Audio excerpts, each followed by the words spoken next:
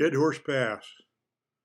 From our high camp, it seemed as if I could see the shadow of the Cascade Mountains moving along the Columbia Basin plains to the east of us as the sun went down.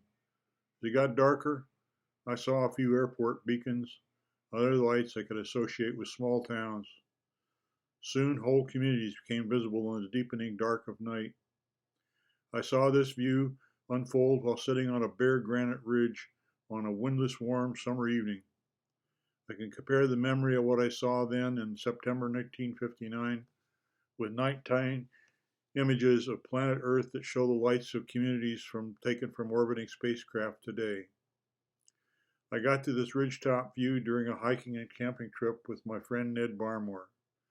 We planned a 5-day hike into and over a place called Dead Horse Pass, about 6 miles northwest of Leavenworth, Washington. We presumed this pass got its name because some pack horses lost their footing and tumbled to their death.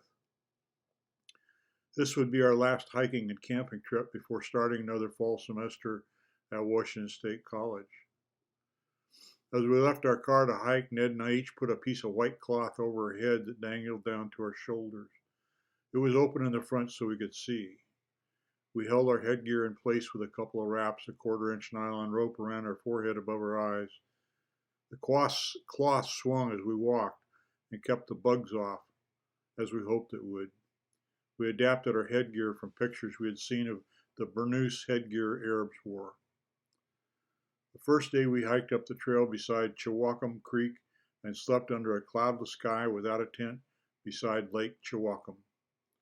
The next morning we waited until sun warmed things up before rising and eating breakfast. We thought Dead Horse Pass might be ahead of us and started climbing.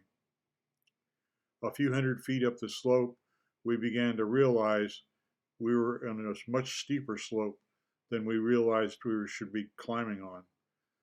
You could actually touch the front of your slope just by reaching out to it. I dared not stand up straight lest my heavy backpack balance me and tumble me back downhill. Most of the rocks I touched or stood on moved in the loose soil or broken by freezing with some tumbling down the hill behind me as I moved.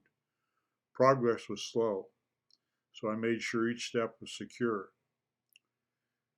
The 3-point is the best thing to do. Your 2 feet in one hand, or anyway, only move one of the 4 things at a time. The most frightening thing was to realize that going back down would be even more dangerous. It would be hard to recover if I slipped while going down. We kept convincing ourselves the top was just a little bit higher, but it seemed elusive. I wrote in a notebook that we started at 11 and reached the top at 4:30 after torturous hours over many teetering rocks. We found ourselves above tree line on a broad granite plateau. To the west there was a notch in the vertical rock wall, but it led to a sheer drop of at least 300 feet. We had clearly missed Dead Horse Pass. The slope we had come up and the one opposite looked equally dangerous. To the left, north, and right, south, the talus slope slid over steep slopes, but straight east the top led to a notch or a rocky chimney that looked promising as a way out. We were so tired we decided to spend the night where we were and worry about how to get down the next day. The evening was windless, there was not a cloud in the sky. We found fresh water in broad, shallow cavities in the granite underfoot. We watched the evening unfold over the Columbia Basin to the east and slept again without a tent under the sky filled with brilliant stars. In the morning, we again let the sun warm everything up before starting our day.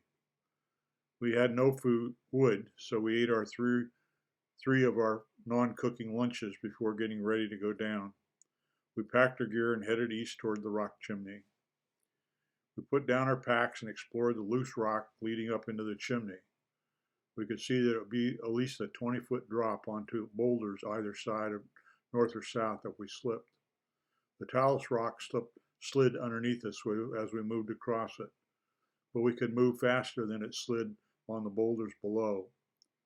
In the end, Ned went up the chimney on his hands and knees and made it, and I successfully followed him.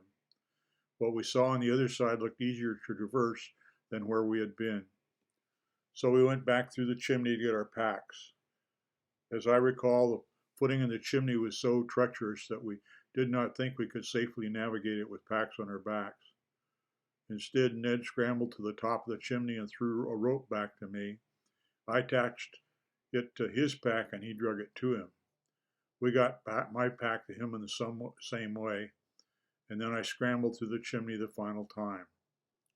It looked to be a good day, and it was. Not far beyond the chimney, we found an exposed slabs of granite that ran south off the ridge top to the valley floor below, with some little water trickling here and there. Avoiding where the water was running, we had an easy walk across the granite back to the valley, and we spent a couple hours just really enjoying the view. Didn't take us long to get down. We got back to the bottom. We found the trail that we'd come in on.